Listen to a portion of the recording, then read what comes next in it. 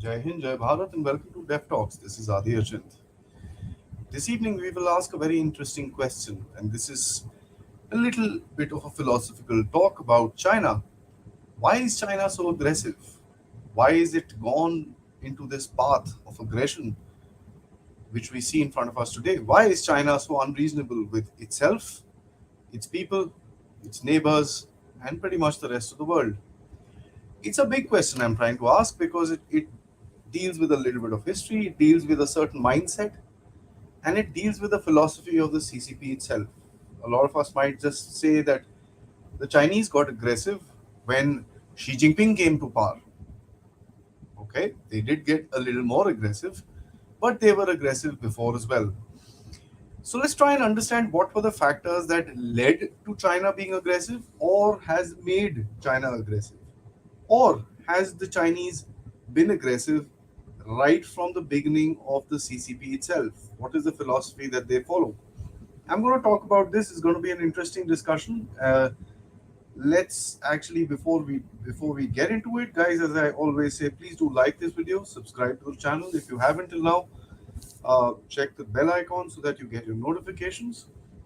I hope you've enjoyed the shows in the past couple of days that we've done uh, about drone warfare and stuff like that. There's an interesting series about West Asia or the Middle East, as you would like to call it, with regards to the tumultuous history of this particular region and why is it so badly in a chaos.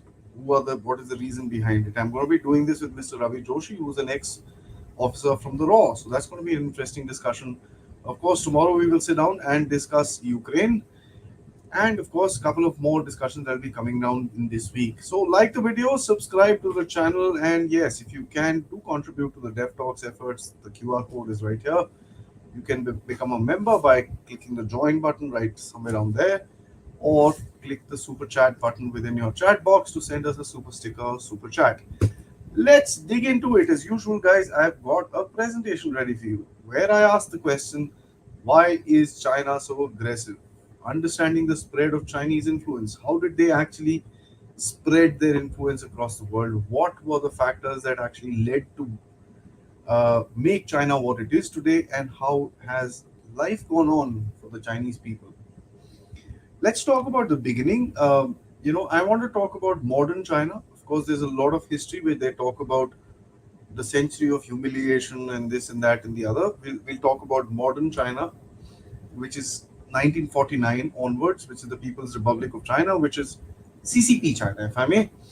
The times of Mao. Mao was the main leader who started the entire game. Of course, the times of Mao was supposed to be the establishment of the baseline of China. But of course, he did a lot of damage to the Chinese setup, to the Chinese people, and a whole lot of issues actually came by. Uh, the Great Leap Forward and the Cultural Revolutions were terrible events that actually took place within China. Millions of people died. Uh, Farms were uprooted. Industry was hurriedly and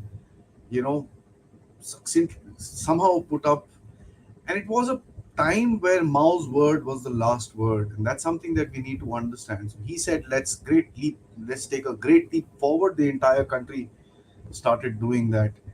I wonder how many of you know that because Mao Zedong actually wanted to produce the maximum amount of steel within China, there were small furnaces everywhere. One of the reasons that the Chinese have bad climate is because they were burning raw furnaces in every street corner pretty much to make steel, and which was useless metal by the end of it. The Cultural Revolution wanted to change and China-fy or CCP-fy the Chinese setup, and that was done at a great cost to a lot of people. Of course, post Mao, there was the Gang of Four that came across, and then the succession thing started up. There was a bit of an internal war between the CCP. By '69, they had also fought a war with the Soviet Union, so that divorce had taken place. Uh, but having said that, by the early '70s, the Americans made contact with the Chinese. You had Nixon and you had Kissinger actually flying across from Pakistan, making a contact with Mao and setting up the eventual meeting in '73 with Nixon visiting China and meeting Mao himself. Of course, when that happened, it was a period, it is known as a period of readjustment where the Chinese basically changed their entire setup to look at what the West could offer them, right? The growth of China started off. Of course, a lot of industry came into China, a lot of money flowed into China. The West wanted to outsource all its production to China. That entire revolution, sort of an industrial revolution as per se, took place and it became the manufacturing base of the world. This was an interesting time within China because everybody talks about the great rise and the great development of China when it went from pretty much nothing to a one of the great powers in the world. Uh, the industry, as I said, got shifted from the West into China. It became the manufacturing base for pretty much everything. Now that has another story. It was done by hook and by crook. A lot of money was involved in the middle, and the West pretty much wanted to give up on their this thing. They knew that the Chinese cost of labor is less, and they'll be able to make a big buck out of it. And that's what exactly happened, right? So you could call China a Western aided economy, right? It was pretty much, and thanks to General Ryan who put me across to this book. It is called the 100-Year Marathon. It is written by Michael Pillsbury. I've read through pretty much half the book as of now. It talks about the factor that successive Western governments have actually, bent towards China to ensure that the growth of China is kept up. And this was both sides of the aisle. This was something that a lot of people could not understand. And he mentions that there were three, four theories why people actually wanted to aid China at that time. Because the Soviet Chinese divide had already happened. The Chinese were at a cusp, and that's what the West felt, that if they were pushed to a certain point, they would actually switch over to a democracy and a free society and a copy of the Americans in some funny way. So that's a very interesting factor that we need to understand, that the West, actually US, aided Chinese growth to a large extent. They were brought in even after Tiananmen. They were brought into the WTO, and a whole lot of stuff was done to aid them to grow. As a matter of fact, loads of Chinese were brought into America, into their institutions, colleges. We know about the entire game that the Chinese citizens played after that with regards to IP thefts and stealing of technology and this and that. And a lot of that aided China's growth even further. High levels of growth created high capacity, created immense development, infrastructure, a huge capacity of manufacturing that was built up within China. And that's a underlining statement that you need to understand. Because of so much investment that came into China, what happened was they said, okay, why don't you start with the low level stuff? And the Chinese started producing low level, base technology stuff. Some amount of R&D was given to the Chinese so that they could develop a little bit on their own, better their production capacities and stuff like that. And that R&D became a little more and little more and little more. You know how it goes. It just went on like a rolling thunder sort of a situation, wherein the Chinese growth was aided to a large extent with regards to setting up its research base as well. Now, it had an immense capacity to produce. For example, infrastructure. Once the Chinese were done with their cities, with the infrastructure within their cities and stuff like that, not done, of course, but they were to a large extent satisfied with what they were doing. They also had the capacity to project it outwards, and which is what resulted in the somewhere in the middle 2000s, the first decade of the 2000s, with not the name BRI, but the Chinese, leadership going across to the world and kind of giving out loans and starting to get projects for infrastructure development and starting to get whole lot of linkages done with other countries and stuff like that. And that was again aided by the West. When the Chinese were doing all this stuff, everybody kind of looked back and said, oh, you know what, they need to develop and this and that. India, of course, we know at that time was nowhere in the game. By the early 90s, we were pretty much a bankrupt country. We got our act together. 2000. Today, probably we are at the place where the Chinese were at that time, when at the cusp of a manufacturing base. Of course, today our innate strength of the Indian economy is much higher than what the Chinese had. Having said that, the manufacturing base is what I'm talking about right now. Now, 2012-13 is the time when Xi Jinping comes in. Of course, there's been multiple leaders. You had Mao Zedong, Gang of Four, Hu Jintao, Deng Xiaoping, Jiang Zemin, and so on and so forth. So many of them came and went, and they kept one tradition alive, that they wanted to make China powerful. They wanted to have capacity, they wanted to build the military, and they wanted to do a whole lot of things. One of the things which is a stark difference between the previous leaders and Xi Jinping is the factor that the previous leaders wanted to do all this stuff quietly. They don't want to kind of boast about it. When Xi Jinping came across, he started the chest beating and he started showcasing and he said, "This is what we're going to do. This is it. Our army is the best. This is the best." He did military reforms and a whole lot of things actually. Uh, you know, it was done by Xi Jinping. Now this BRI thing was also coined during his time by a guy called Wan Huning, who's one of the biggest hands that the Xi Jinping has today. As a matter of fact, some people say that he's also in charge of the Taiwan policy. Now, I've done a video about this particular gentleman with Dr. Shiparna Pathak. If you guys have not seen that, do see that. You'll get a little more insight into this guy's mind. This guy seen through different leaders, and we know that between the leadership in China, there are differences. Hu Jintao, for example, what was done to him during the 20th Party Congress is, I mean, was seen by everybody in the world. This guy has gone through all these people and now landed up with Xi Jinping. So he's seen all of them, like he's been able to cut through the entire thing. The question that I ask in this slide is what was attractive about China? How was China able to outwardly project the BRI so easily? And that's something that we need to understand from, let's say, 2007-8 to now. The BRI value of investments is in trillions. So that's a large amount, and the Chinese have huge investments in Africa. If you look at Pakistan itself, is $30 billion, and that's not a small amount of money. Now, what was attractive about China was China never asked any questions. Not like the pesky West, who goes inside and says, "Oh no, no, no, yeah, your this is not okay, your this is not okay, your democracy is not okay, your press is not okay, or this."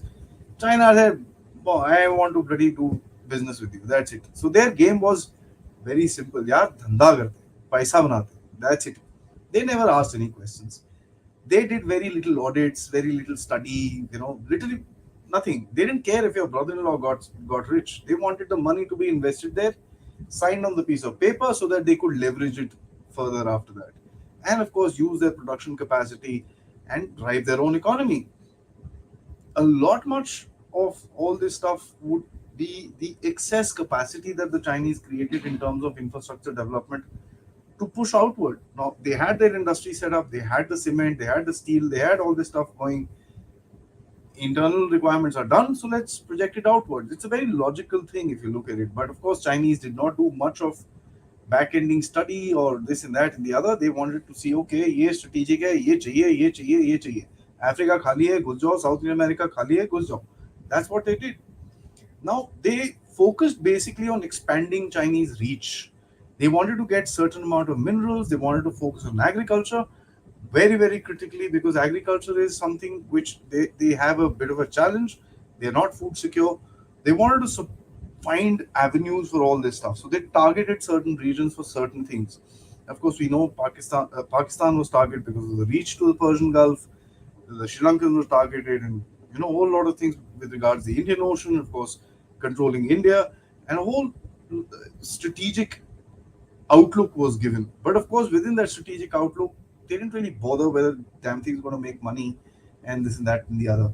They probably thought that their economy will be growing the same way as it is growing, and I don't think they would actually be in a position where they are today, that they would actually have a slowdown, right? So they focused, and it sought after like-minded dictators and military rulers in Asia, Africa, South America, many other places.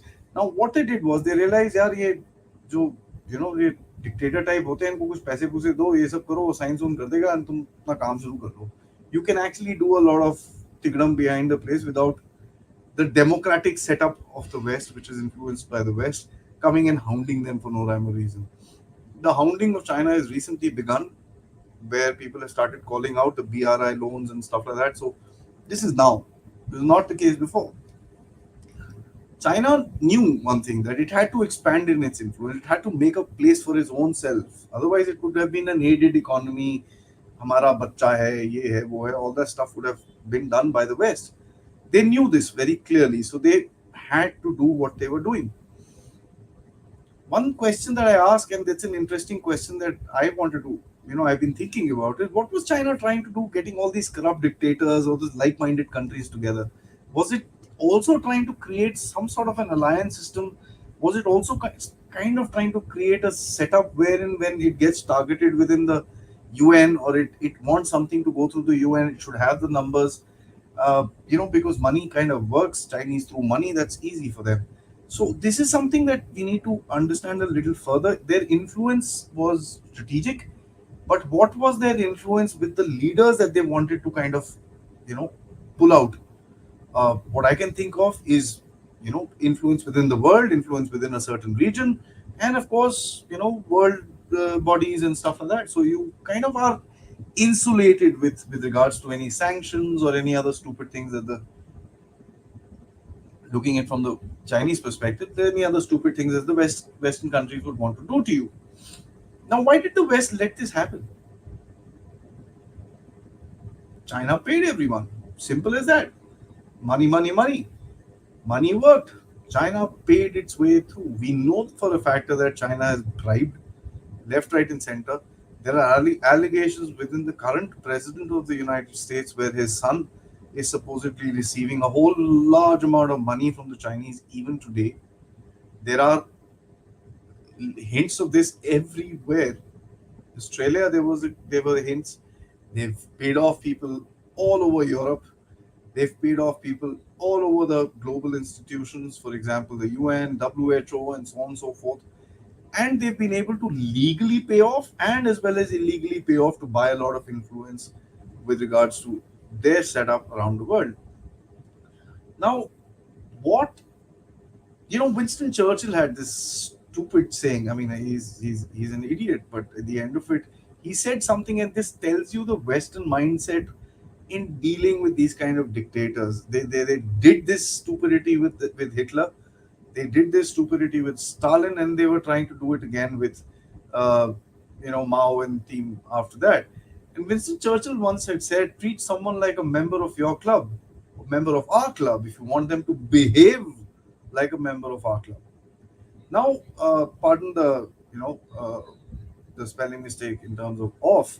Uh, if you look at it, that's what the West wanted to do. They thought, we will democratize their financial sector. We will, have open investments and open door policy with the Chinese. We'll give them money. We will lure them into kind of having, um, we will lure them into having becoming more democratic within their setup.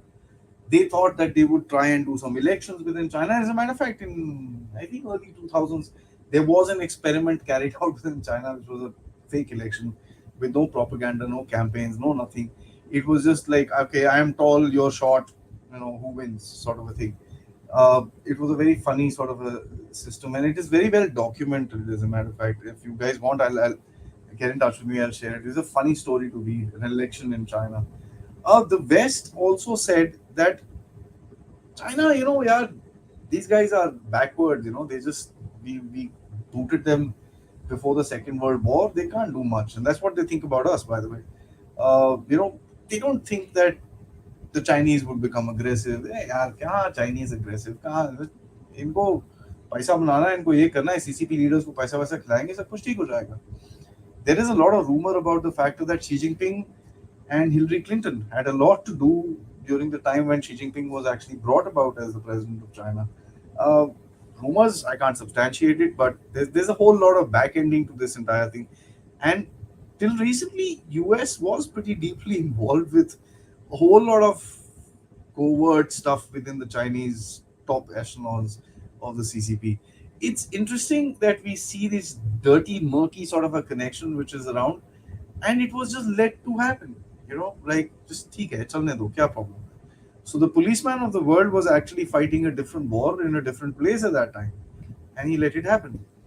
How did China get so rich and powerful? I think Komal, you've asked this question, so hear me out here, and let me see if we come up with something further after that. China became rich because of Western capitalism, and the let me just remove this thing. Sorry about that. And the IP theft that the Chinese did with regards to their industry. We know for a factor that the J20 is stolen. We know for the factor that the F-35 has a lot of its technology stolen by the Chinese. They did a lot of this nonsense, and a lot of the times the Western countries just looked away and said, "ठीक है, जाने दो." They did this with the Russians, as a matter of fact, when the Russians were supposed to give them a certain RD 95, RD, I'm sorry, I think RD 95 engine or something like that it's called, which is used in the MiG 29. The Chinese were given a couple of these engines. The Chinese looked left, right, and center and kind of copied it up, made their WS-11 and WS-13 engines that are put up in their J-16, J-17 fighters. The Russians were damn cheesed off about it. And as a matter of fact, the Russians cancelled a large part of the Sukhoi 34 deal because of this particular thing. So the Chinese have some 20, 25, 28 Sukhoi 34s, which was supposed to be, I think, 60 fighters or something like that. So they did this with their friends, they did this with their enemies, and they stole stuff all over the place. It slowly gained influence within global institutions, WHO, UN, World Bank, here, there, and the other. They paid their money through the place by hook or by crook. And of course, you also should know that the Chinese have large contributions within these UN organizations. That's one of the reasons why they have so much leverage within the place. It gained critical control of certain supply chains, and this is something that we realized, especially after the pandemic. The Chinese hold a lot of strings as far as basic supply chains are concerned. For anything, the Chinese answer was always yes. They said, "Hanji karenge sab, paisa do." They, the Americans wanted to do undercover research with regards to gain of function and this and that. The Chinese said, "Ji sab, karenge sab, no problem sab." Wuhan lab. It didn't matter to them that their environment was getting tanked. It didn't matter to them that their people were working for 17 hours in a day. It didn't matter if the technology was low, absolute dirt cheap, like these Chinese little toys that come across the place. If there was something to be made, the Chinese said, "Yes, we'll do it." And they did it, which is what they've come to right now. Now, one of the things that the Chinese did was they invested personally in certain leaders around the world. We know what happened in Nepal. KP Sharma Oli was quite as well as backed up by the Chinese. So they've done that in a lot of places. Solomon Islands, the current guy is very pro-China. I mean, he's probably taken a lot of loans, funds, gifts from the Chinese to kind of figure this out. Apart from that, the BRI, which was predatory in nature, they went across, gave people dreams. Uh, those of you who want to do a little more research on BRI, just a plain simple example, just type on Google saying highway to nowhere, and you'll realize what kind of stupid things that the Chinese made. The port at Hambantota is one of the biggest examples. I mean, the port has a capacity of some, I don't know, about 70 or 100 ships a day, and it gets 30, 40 ships a month. That's nothing. So it was, they wanted to get a foothold which was required strategically and militarily, and they put in money and, did what they had to do. They didn't think that they would go into a slowdown, which actually happened. But that's the whole game. Now, everybody talks about this $18 trillion economy. Me and Jan Narayan, and courtesy Ankur, who was one of our watchers who gave me certain links, and then we kind of uh, dug into that entire thing. We realized that these damn figures are not real. They are fudged by at least 50%. So if you look at it right now, if they talk about an 18 trillion, economy, I am not saying 50%. Let's give it a 30, 35% discount. If you half 18 trillion, that's about 9. So there, and this is, I'm talking about pre-2000, pre-COVID. So if you look at post-COVID, what actually has happened to them is probably they're stuck at about $7 or $8 trillion economy. Nothing beyond that. So the figures are fudged. We know that for a factor. And by the way, just a juicy sub note: the current premier, Li Qiang, this guy was the governor of one of these provinces, I forget. In 2015, the China Daily has a report that had come out, which actually said that this particular guy was fudging the figures by 120%.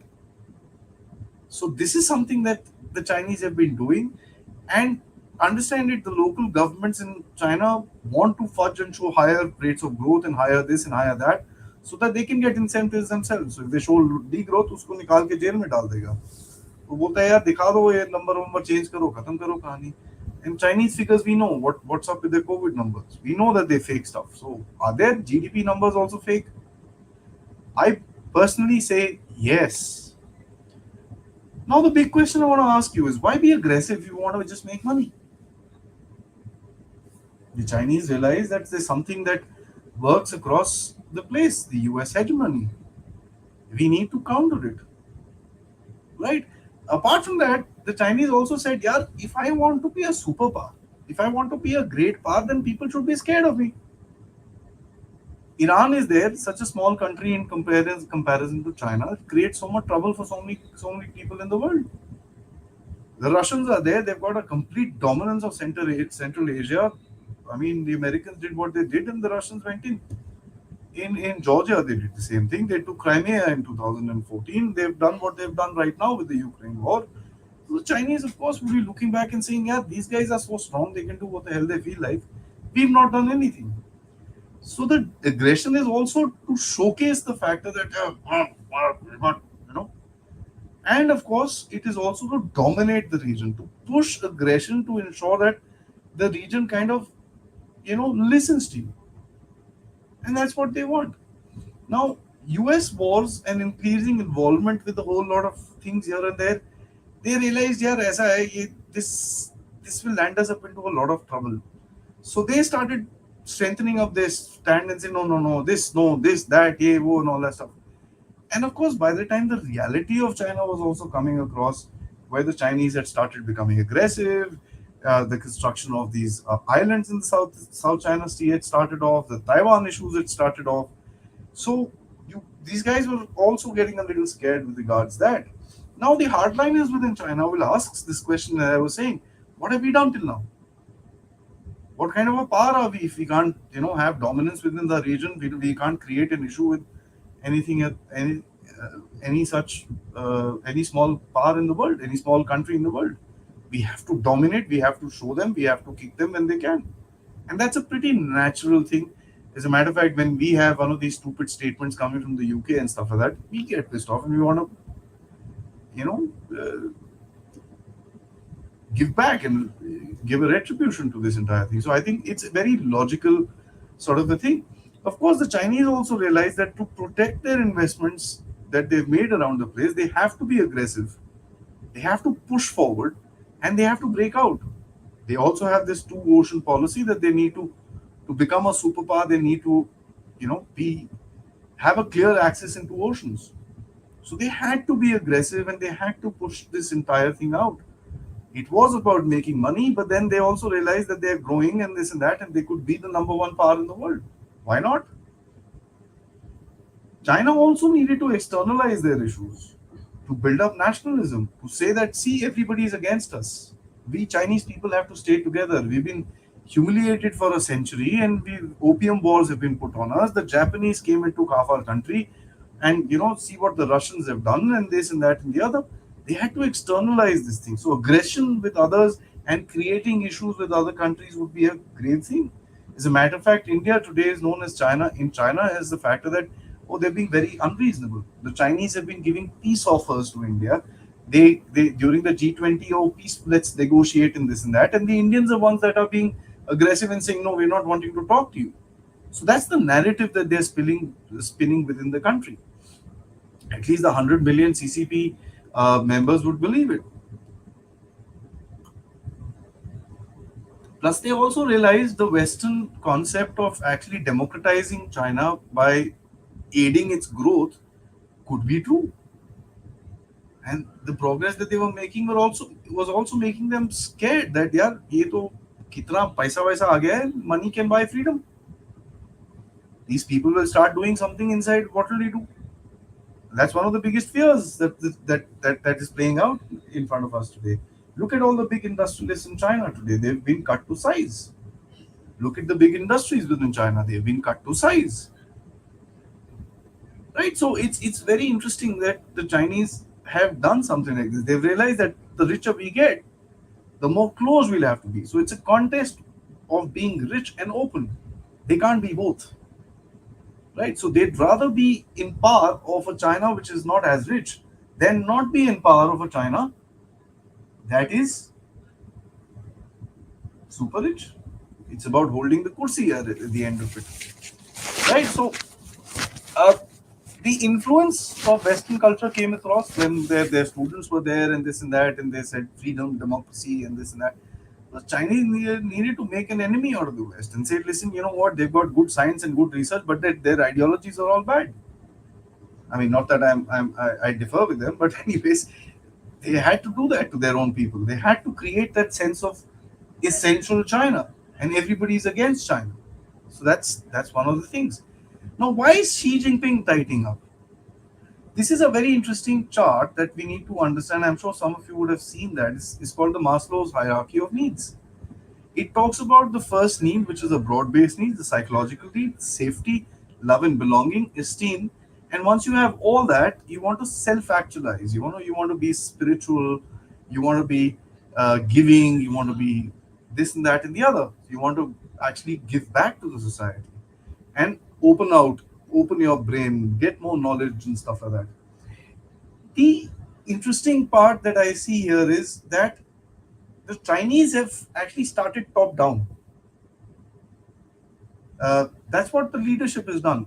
If you look at the people right now, they're barely, they're able to get their psychological needs going, their safety needs going. As far as love and belonging is concerned, that's, a sense of family does exist within China. But one of the biggest things that we are seeing is that Chinese people don't want to get married. The Chinese corporates today are giving seven days love leave to their people, to fall in love. The Chinese leadership, on the other hand, instead of going bottom up, has come top down. They have said, we are Chinese. We are this, we are that. Nothing that we can do is bad. So they've self actualized themselves and they are pushing for the respect that the world must give them. So this is a clash. The people are going from the bottom and the guys are coming from top. So General Naran has this interesting word for Xi Jinping, a megalomaniac. It's absolutely insane that they've done something like this. But one of the biggest things that I also realized that the Chinese know that the Soviet Union, when they started to liberalize, they broke up. I said, no, no, no, no, no, no, no, ये perestroika और ये सब नहीं करना हमको, right? So when the great reopening happened within China, they said, no, no, no, within the Soviet Union, look what happened to them. And of course, it's always the competition between these communist countries to become the best communists of them all. So when they see the Soviet Union collapsing, they say, well, we don't want to go that way. Now, what is Xi Jinping scared about? There are loads of points here. I'll just run them through. We've discussed most of them within our on our platform so that, we can come to the crux of it, which is coming by. The Chinese always mention that they want economic liberalism, not political one. The West always believed liberalism was liberalism. They didn't think that there's a difference between economic and political. But the Chinese said, yeah, our markets are open, but politically, no. What happens if political liberation comes, we all know. Last time, Tiananmen Square, we all know what happened with the COVID protests. Half the country was up in arms. White paper revolution, it's called. So the Chinese are scared of something like that. Xi Jinping keeps talking about color revolutions. He said this in the SEO summit when he was there in Uzbekistan, Kazakhstan or Uzbekistan. He mentioned it again after when he met Putin, and this is coming out again and again from China because they do see what happened in Ukraine, they do see what happened in Georgia recently, they do see what happened in Iran, so they are a little bit worried about it. China has issues, had issues, is going to have issues. COVID, a declining population, real estate sector in dumps, finance, they don't have money, they've overspent in their BRIs. The world wants to decouple. Of course, Ursula von der Leyen wants to de-risk their these things from China. But if you look at it, it's the same damn thing. The BRI is a big fat failure. They've got money gone into places and nobody's paying them back. Of course, I don't know whether they catered for it, but I don't think they catered for the BRI going down the tank and COVID and this and that and the other. Now, one of the things that we also realize that with the reducing amount of money within China, the state subsidies will start reducing. The state will not subsidize their industry. When that happens, they become less competitive. So, Dukandar or the manufacturer guy does not have the freedom of actually hitting the cost that he had promised. Now, what the Chinese would do is that if it costed $100, and somebody said, okay, we would want to buy it for, let's say, 95 rupees, the Chinese government would subsidize them 5 or 7 rupees, make $2 profit, $5 from our side, sell the damn thing, doesn't matter. That subsidies are not coming anymore. Now the Chinese are talking about internal consumption. For internal consumption, people need to have money. That means jobs need to be there. Now, with the jobs that are there, the salaries need to go up. When the salaries need to go up, then only people will spend. Now, if the salaries go up, manpower cost goes up, and you become less competitive. So it's like a vicious circle that the Chinese are going to get stuck in. They've got humongous military pressures. I mean, I don't think they planned on this standoff with India going across for 3 years. I mean, we criticize our government and our setup and this and that for this and that and the other. Let me tell you, it's not easy for the Chinese. It's not easy for them to keep 100 or 200,000 soldiers on the Indian border, knowing very well that today India is in a place that if those guys move, Indians will go in. We know for a fact we won't do that, but the Chinese don't know that. They think that यार ये हम हटे तो यहाँ से घुस जाएंगे. Secondly, they also realize the factor that boss, the Taiwan is heating up. Now, if Taiwan is heating up, I have another second front open here, boss. I'm in trouble. So there is military pressure. South China Sea is heating up. Like too many fronts, as I'm saying. You're just opening up fronts here and there and the other. Right? Today we are pissed off about the fact that the Chinese took out some stupid thing about Arunachal, some 4 names and this and that. I mean, they've been doing that. They've done it 3 times before, 2017, 19, and now. They did the same thing to the Russians. That's what the Chinese do. Keep putting pressures, keep doing stupid things like this. Now, interestingly, today there was the Chinese ambassador to the EU, and I've shared it on the WhatsApp group, and we'll discuss about this tomorrow in detail. I'll just state what he said. He said this no limit partnership between China and Russia is just a rhetoric. He's a Chinese ambassador to the EU, guys. No no little guy here and there. Now, the biggest threat, what is the biggest threat that the Chinese have always had? Famines. The past 100 years, they've had it 3, 4, 5, 6 times. So that innate thing is also there. Food security is a problem in China. They've had droughts where they were supposed to have excess water, and they've had floods where they were supposed to have lesser water. So it's been bad for them. Now, what are the threats to China if he loosens or changes this entire thing? We need to understand a couple of things about this story. What are the threats to China? The threats are very simple, right? Why am I asking this question? Because at the end of it, if we understand what are the threats to China, we would also be able to understand where or what will China think. How will China think? Right? And that's something that we need to absolutely clearly understand, that the Xi Jinping today is in a precarious position. He knows if I go one way, I have a problem. If I go the second way, I have a problem. Now, before I actually get into this particular thing, I want to say a couple of things. Look at Xi Jinping. He has just been elected for this big third term. He is now in a place where, he has to do something, or his president for life dreams and this and that are going to be devastated. He needs to also understand that, yeah, aisa hai, now China is slowing down. So if I don't do stuff properly, there might be a possibility that the CCP goes down. Now, if the CCP goes down, मेरा नाम के साथ नीचे जाएगा. If you look at it, Imran Khan बोलते हैं ना, एक नियाजी ने बांग्लादेश दे दिया, दूसरे नियाजी ने कश्मीर दे दिया. This is a big thing amongst these kind of authoritarian leaders, they want to be known for their legacy, and that's something that we need to understand. Now, the factor that I want to actually highlight with regards to Xi Jinping is a very interesting thing. Here is a man who has been, who has basically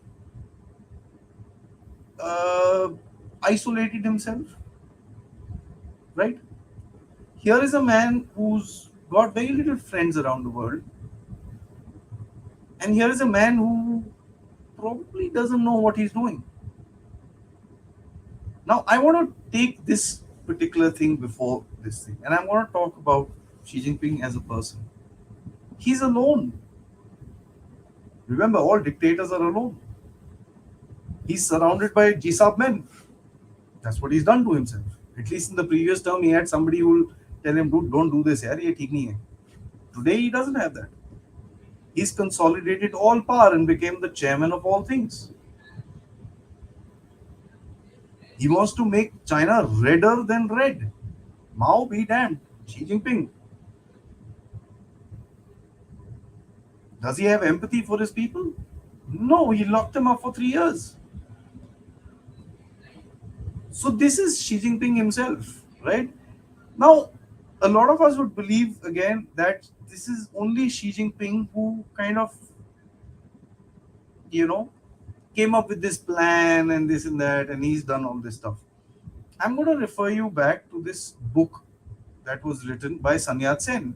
This is a slide from that, and I want to read this particular part. This will make you understand that nothing that the Chinese are doing today is their own thought process. This was thought by Sun Yat-sen sometime in the 20s and 30s. He says, in a nutshell, my idea is to make capitalism create socialism in China so that these two economic forces of human evolution will work side by side in future civilization. If we use existing foreign capital to build up a future communist society in China, half the work will bring double the results. In the immediate aftermath of the First World War, I, Sun, and I, I am speaking for him, proposed the creation of an international development organization that would channel foreign capital into China in a manner that can be better respected, the, that better respected the will of the people than the private finances had done. Interesting, right? So this is something that was written in the 1920s, which the Chinese are following. Now, this is a book which is known as just a second, I'm just opening this thing. The International Development of China. It is published in 1922 by the Knickerbocker Press, and is a fantastic thing. I mean, I just had a brush through and I read a brief of the book. It is absolutely fantastic and mind-boggling with regards to this whole thing. Now, before I again get into Xi Jinping, I want to again show you another small little proverb that the Chinese talk about. Never ask the weight of the emperor's cauldrons, meaning never let your enemy know that you're a rival until it's too late for him to stop you. That's what the Chinese wanted to do, right? There can be only one sun in the sky, meaning the world works in a hierarchical sense. There can be only one true leader. That tells you the mindset of Xi Jinping. Now, again, as I was saying, I was going to talk to you about Xi Jinping. Now, see, all the leaders within China wanted to do what Xi Jinping is doing. But they said, till the time we don't become a fully fledged power, which is in 2049, 100 years, let's not be aggressive and boast.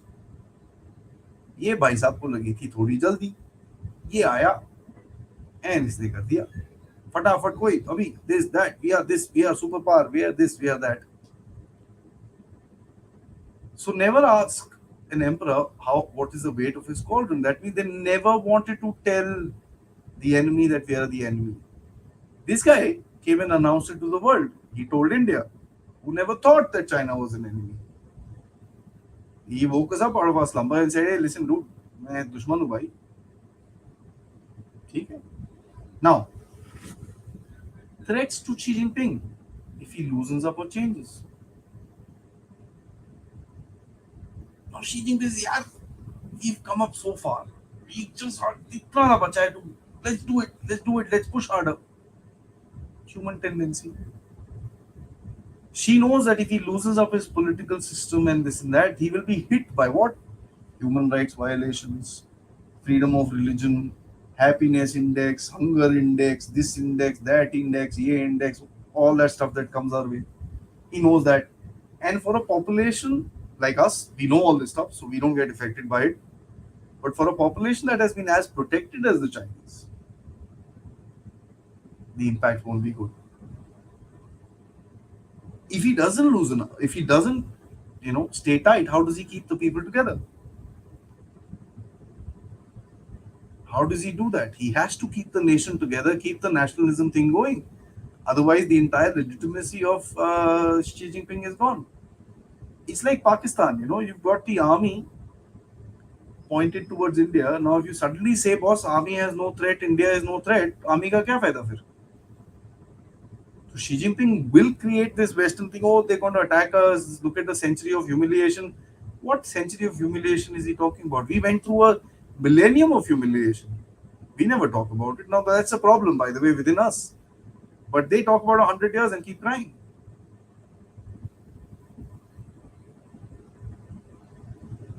Xi Jinping also knows with the power that it exudes in certain parts of the world, aggressive tactics, threats, sanctions. Man, तू ये नहीं करेगा मैं तेरे को ये कर दूंगा. Australia opened his mouth with regards an investigation into COVID. They stopped buying wine from Australia. The entire wine industry came to a shock. Right? They stopped one fine day stopped buying pineapples from Taiwan. Taiwanese were like, what are we supposed to do with all this stuff? So they've got that power of the money and power of purchase and power of sale. So they're keeping the business alive with that particular factor. And the biggest fear is losing power at the end of it, losing his chair. Because if he loosens up, he will get a political opposition. If he gets a political opposition, वो तो खा जाएगा इसको. बोलो ना, पकड़ के रखो, tight. So it's about that. Now, why doesn't she do what is right for China? It's a civilizational power.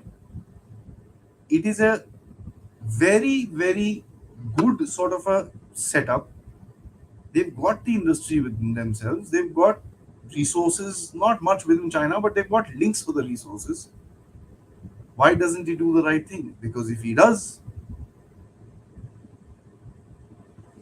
he's done. So why is China so aggressive? The simple answer to the question is, if it's not, it's done. They have to project that kind of power. They have to project that kind of influence. Because if they don't, the world will eat them alive today. And going forward, you will find a further and further more aggressive China, even if it hurts them more than anything else. A journey through history, a journey through a little bit of philosophy, a journey through a little bit of science, and a journey through connecting dots here and there. I hope you like what I said, and I'm going to get your comments and see what you guys have to say. The first one, John. I think the CCP as an institution is losing legitimacy in the eyes of Chinese people for some time now. Cue the anti-corruption drives, purges within the yes man, and appeals to nationalism by aggression. Exactly what I was just saying. But having said that, what do the Chinese people do about it? Remember, with the kind of surveillance that they have within China, it is very difficult to actually coalesce. You can imagine the ingenuity of the Chinese people who still decided to protest the COVID this thing. They had white paper revolutions. They won't write anything because they would get caught with handwriting analysis. They would cover their face with masks so that they won't be recognized with these things. What the Chinese put out a news that we are trying to identify how people walk, motion, so that this is the kind of surveillance that they're going through. So they might be losing legitimacy, yes, and that's something that you can see within a lot of these, WeChat and all that stuff. What do they do about it? You said it. It's about the survival of the CCP. Absolutely, they rather be in power of a China that's not a superpower than lose power in a China that becomes a superpower. किस्सा कुर्सी का, right?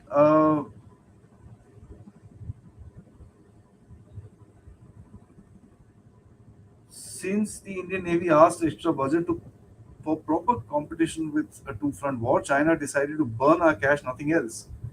ना आ रहा है ना जा रहा है, खड़ा खड़ा मुस्कुरा रहा है. नहीं यार, ऐसा नहीं है. It's not that simple. Last week there was a Chinese ship which was there in the Orissa coast. The threat is real. I mean, they might have an inexperienced navy and this and that, but everybody can get lucky. So the threat is real. Let's not downplay the threat. We need to understand that they can do a lot of damage to us. And of course, the Chinese, before they come into a main war, will be the war which is the unrestricted warfare. They will hit everywhere within your society. What the West is doing right now can also be done by China and can be done really hard. They actually know how to create narratives. The West doesn't. So we have to be very careful from all these things. What does China gain from unnecessary provocation with India? Because ultimately they can't start a war with India. China can settle borders amicably, even though they are behaving like Pakistan. Well, to be very honest with you, this China, when they do stuff like this, a lot of us believe and understand that it is strategic messaging. The Chinese want to pass a message. Now, you were getting a bit strong at that time. You were projecting power. You hit Pakistan two times. Balakot happened. This happened. That happened. You removed Article 370. You boasted about taking back the rest of the areas. So they came back and said, listen, don't relax. We are still here. One of the messages, you were trying to become, close to the Western powers, and the Chinese wouldn't want to do that. They would want you to be a neutral power within the region. Let's say there's a war between China and US, they would want India to be neutral and not take advantage of that. So they're also trying to send you a message right there, right? So it's a weird way of doing it, but that's how the Chinese do it. Everything China and the CCP is today is thanks to the US, who taught them how to fish and where to fish. There's no way with a country wrecked by Mao who learned free market capitalism on its own, aided economy, and that's something which is absolutely true. There's no two saying about it. It was aided quite a bit. Naveen, you ask, comparing the West supported attitude to China in the 70s and the 80s versus their calibrated approach to India today, are we having to face lessons that the West learned by burning itself China? Of course, yes. Absolutely correct. There is just no question. You hit the nail on the head, buddy. Because at the end of it, the West will say, "Yeah, ये साले पिछली बारी we helped somebody out. They're already sitting on our head." ये Hindustani, they've got a lot more strength than the Chinese, and if we give them an open hand, ये तो चढ़ेंगे हमारे ऊपर. That's one of the reasons why they'll keep Pakistan alive. That's one of the reasons why they'll keep on doing this, Khalistan, Ye Stan, Wo Stan, so that they keep you innately involved within yourselves. And I've said this multiple times on this platform. I'm going to say it once again. Internal politics of this country is being made to be dirty so that we keep looking in ourselves, and we keep on taking that as a 9 o'clock premiere show in the evening, which gives us some entertainment. It's purposefully done so, and that's one of the reasons why I don't get into politics in this. It's a waste of time. What are the ground realities? The ground realities is something that we all know. What's happening in the ground? What are the people saying? Who are they going to vote for? We know all that. This whole thing is being mucked up for us so that we keep looking inside and stop concentrating on stuff outside. And that's the whole thing. The West won't want you to become in a place where you are stronger than them. Komal, I think I answered this question, but just another factor. A huge amount of money was brought in by the Chinese to the Chinese for setting up industry. Now, Chinese have no costs. They whip their people in shape, and India में तो भाई 9 घंटे 2 break ये वो this, they don't care. They'll put 100 people in a sweatshop, do this, otherwise you've had it, and they would just do that. That's it. They stole stuff from all over the place. They sold stuff here and there, and they created a whole lot of this thing. And of course, the Chinese printed a lot of money. More dictators China can influence, the less chance they will support Taiwan. Yeah, exactly what I said. I may ask, there are some people saying that the Chinese have increased a lot of troops on the Indian border, plus this rhetoric of war with China by Raga. Also, some US journalists also writing articles about it. Plus name changes in the Arunachal, visa cancels of the journalists, plus 27,000 tons of ammonium nitrate in West Bengal. That's chicken neck. Do you think we're heading for something on the China border? I don't think they will open out on an all-out front war because that's going to be embarrassing for them. Remember that. Having said that, okay, let me put it across. Let me explain why am I saying it's going to be embarrassing. Any stalemate between India and China is going to be a victory for India because China is the larger power. Uh, the interesting thing in your first question, a lot of troop deployment has happened. This happens all the time. There is movement which is done because we are also doing counter movements here and there. You readjust your lines because of snow movement and this and that. We're just coming out of winters. Certain areas would need certain readjustments. You need to have tactical advantages in certain areas. So you're doing a little movement. They are doing a little movement. Incidentally, I think one of sadly a ITBP officer died the other day because of certain actions that were being taken place. It's not that we are standing there with a stick and like a security guard sleeping. No, there's a lot of balancing that happens around the place. And when they say that they're increasing, a lot of times we don't realize that their troop circulation is so fast. And General Ramne mentioned this, that they were actually changing their troops daily or every 2 days. So their troop rotations are so fast, but so that when they're looked at, it feels like they're just bringing in. But it can also be troop rotation. And I am not this thing. I'm just trying to put two and two together. But as a matter of fact, you talked about the East, the chicken neck, and this and that. We need to be careful. What happened in West Bengal is absolutely reprehensible. Uh, Again, these kind of forces are there, and the Chinese have been aiding separatist movements in the Northeast for decades now. They will do this. They will do this. They will make you because you're becoming a competitor to them. Today, for the first time, they are actually accepting you as a threat, as a competitor, as a future rival. So they won't want to have that with you. So they're gonna do all this stuff. As far as the border is concerned, pinpricks here and there, Yangtze and this and that will keep happening. And I'm sure they have been happening last year, although the government selectively comes out and says what they have to say. And those are done for, I think, strategic and tactical reasons. So that's perfectly all right.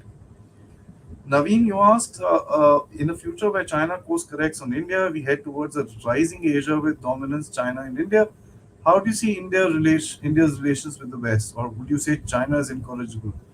See, if you are not getting into a in-depth sort of a partnership with the West, where you're linking your economy with them, I don't think you'll do that with the Chinese as well.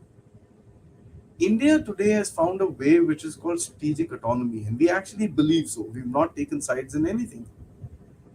We believe whatever is right and we will say it. Today, we voted against Israel with regards to the violence that was done in the mosque.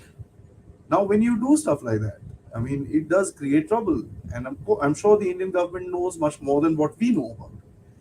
India has always stood and is today creating an example of a country that will stand by itself and for what it believes in.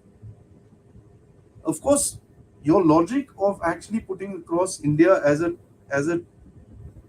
if I may use the word lightly kingmaker, don't take it the right in that particular aspect, but India has a heavy weight today, so it's a central power. Whichever the side is able to influence India will win. A huge country, a huge growing economy, massive defense, a huge capacity going forward, a young population, a massive market. Who won't want India to be on its side? So that's something that we need to reckon with as well. If you look at NATO saying all doors to cooperation with India are open, well, you had Kamar Chima the other day making a video, oh, NATO इनको invitation दे दिया है. So this will happen, and India needs to balance itself very carefully. Don't understand how China doesn't have internal consumption with an economy of $18 trillion, but India has an internal consumption economy. Well, firstly, their economy is not 18 trillion. I don't believe so. Secondly, the internal consumption of a country also depends on what kind of a pattern that the do people have. The Chinese consume what? They want to spend a lot more money on buying real estate, right? They save money for real estate. We save money to have various other things. They want to buy real estate. They want to buy second house, third house, fourth house. Now, when that damn thing goes down the tube, where do you have internal consumption? Secondly, you've had, you know, don't look at the shiny, bright cities in China. That's not the real China. The real China is the worker class that actually does the manufacturing for China. Those guys don't earn that much. That's about 800, 900 million people. They don't earn that much. Right? They are whipped into shape and kept in these dark dungeons, and they call it sweatshops, and they're making Adidas or Abibas, whatever you want to describe it.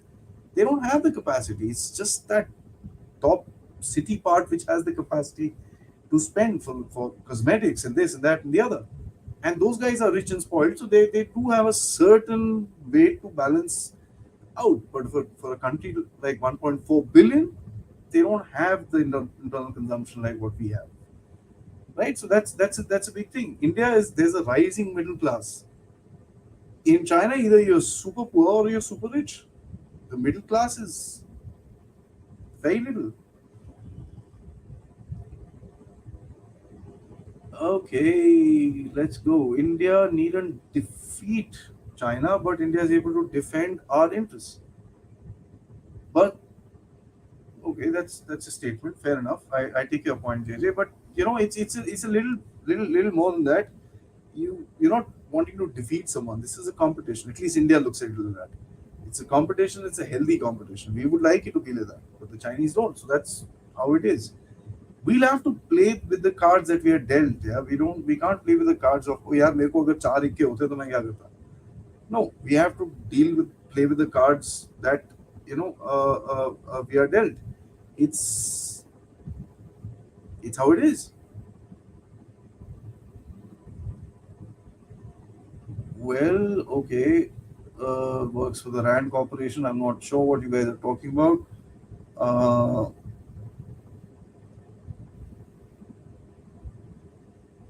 right. China is salivating on the decline of the USD and a weakened Russia. They can call the shots and muzzle the world. Saab, let me put this across very clearly. RMB is backed by nothing.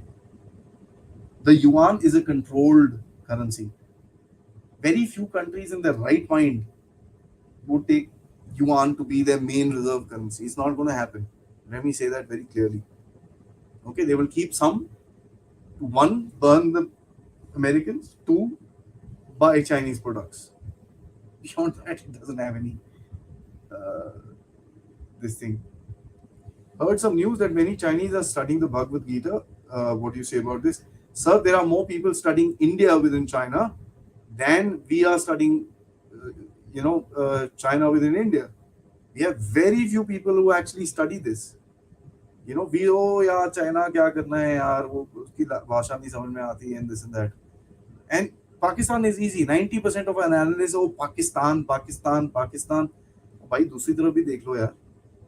Chinese do an in-depth study of your, not just your books, your thought processes, how you work, how you set, how you this, how you behave within a society. Because they want to find those cracks within your society that they can hit. They want to understand how you think. Do we want to understand how the Chinese people think?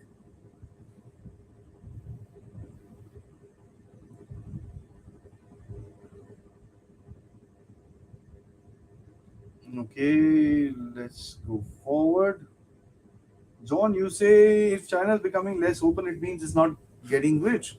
Rather, it's the opposite. The social contract with the people, trade freedom of prosperity is breaking down. CCP is on thin ice. That's what I'm saying. That's why he's tightening up. He is, you know what he's done? He's actually taken the internal security of the country and put it under the military, right? He's tightening up because he knows he loses it, he's going to lose his job. So he's going to tighten up very, very clearly. You're absolutely correct. Where do you stand? US West developing overwhelming deterrence over China and avoids kinetic confrontation, or China closes the gap, tech, defense, economy, and develops a parallel world order? Bro, I think the first part of your first thought is interesting, uh, but I don't think that will be materialized in totality. You are heading towards a multipolar world wherein deterrence will be created by multipolarity.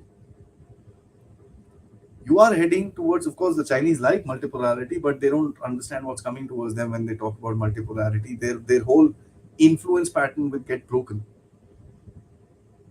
The US, of course, now as India, I would say this very clearly, we should use the US to ensure that the Chinese are pushed back. Not stand into an alliance, but if the US wants to do something, yeah, do it. Showcase yourself in Quad, do exercises, sends a huge message. Chinese are very rattled with the Quad. Let me tell you this one thing very clearly. And it's not because of the US, it's not because of Japan, it's not because of the Australians, it's because of us. They don't say anything about AUKUS or the French joining it and making it focus. They don't. But if there's a Quad meeting, oh, please understand, the Chinese are on a decline today. Closing the gap for the Chinese is next to impossible because they've actually destroyed the setup that they had within themselves. What will happen is you will bring about a China which is a middle power, but an aggressive middle power. Till the time the massive correction does not take place within China, and I'm not talking about democratization of China. Some countries are not built for democratization. He will resort to be a middle level sort of a power who will remain there as third, fourth, fifth largest economy. He will have a certain say and stuff like that. But crossing the West, it's impossible. Having said that, the Americans are going to take a tumble. Let me say that to you very clearly. This de-dollarization business is going to hit them very hard. But if I know the Americans, they probably have a couple of cards in their pocket, and we need to see how this thing is going to open out. This is the first time I think the White House, not Jen Psaki, the new one, I forget her name, has said something about de-dollarization. Let's see how this thing goes forward because I foresee as the Americans are going to get a bit more desperate, they'll start acting on this entire thing. The deterrence as per China is concerned, I think is going to be pretty high because if you look at it right now, the South China Sea is being going to be dominated by the US. There's just no question about it. Their outflow patterns have been blocked, right? They've got four bases in the Philippines. Taiwan is like a right there in the middle. You're arming. India is arming Philippines, Vietnam, Indonesia. The Americans are arming all of them. The Australians are going to get armed. And the Chinese themselves say, we need another 5, 7 years before we do this. And 5, 7 years is a long time to grow teeth in that region. It's going to be an interesting power play actually going forward. But I don't think that the Chinese will be able to close the gap. That's not going to happen. Right? Anti-exports move to de-dollarize.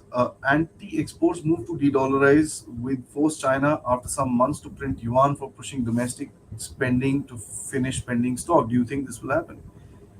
They will. They are printing as of now as well. Please understand they have their renminbi, which is supposed to be their so-called this and that and the other. It is not backed by anyone. It's like a notional currency. As far as the yuan is concerned, as I said before, it's a controlled currency. It's a market controlled currency. It's not free market build that it can actually raise up or go down as per changes in the market. So they will have to do a whole lot, which includes printing.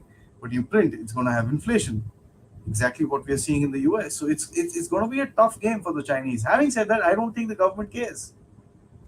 In America, you're going to have protests and this and that. In China, you have protests, they're going to pick you up and throw you in a prison, throw the key in the South China Sea and say, we lost it. That's how it is.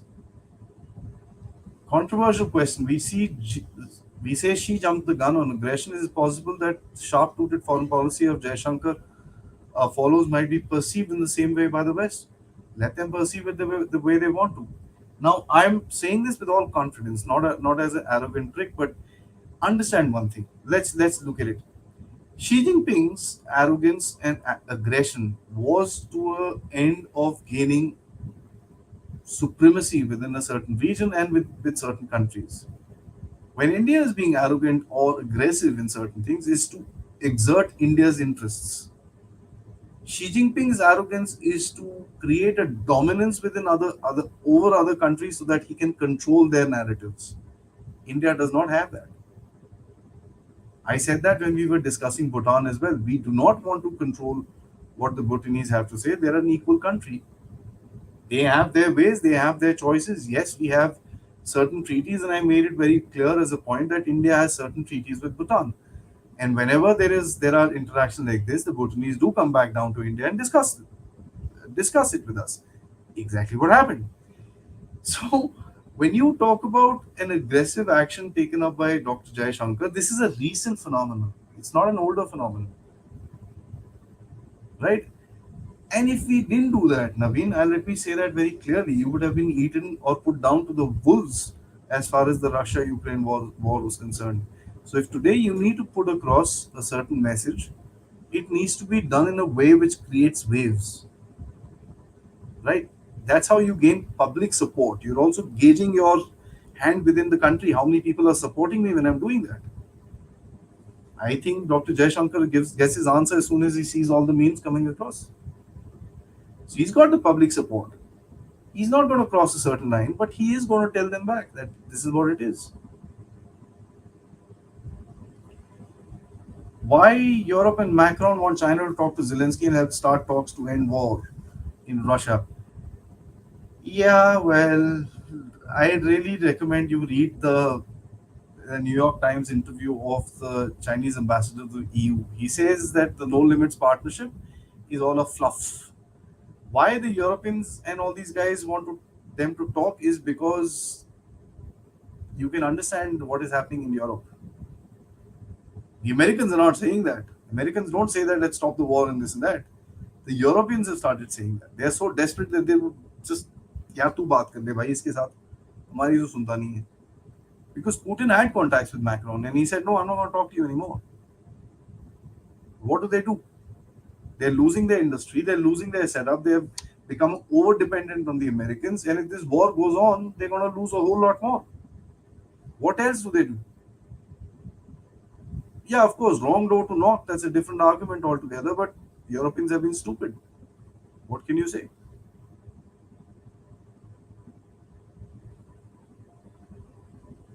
China is aggressive, but not many trust them.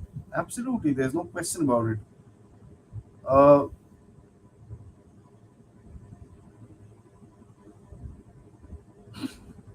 I'm going to take this one as Thilik Deveshwar says, India में cricket और पाकिस्तान के expert 90% लोग हैं. Well, I'm going to get him back on the show in the next couple of days. It's going to be interesting to have a conversation with him. Guys, that was nice. Interestingly, I guess there's an IPL match on right now. That's why there are much lesser people that watching.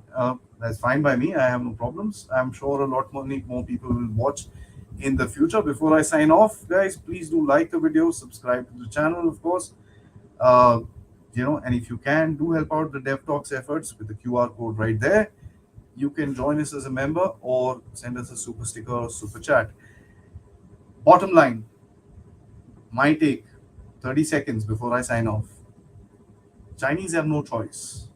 They brought themselves into a place where there is no way to return back.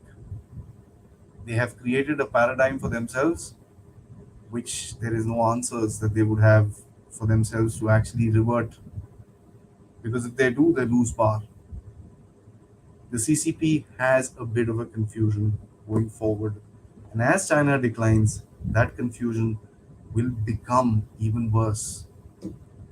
One of the comments that spoke about Chinese aggression, and I feel that the Chinese aggression could be brought about to increase a sense of nationalism by picking up a fight with either Taiwan or India.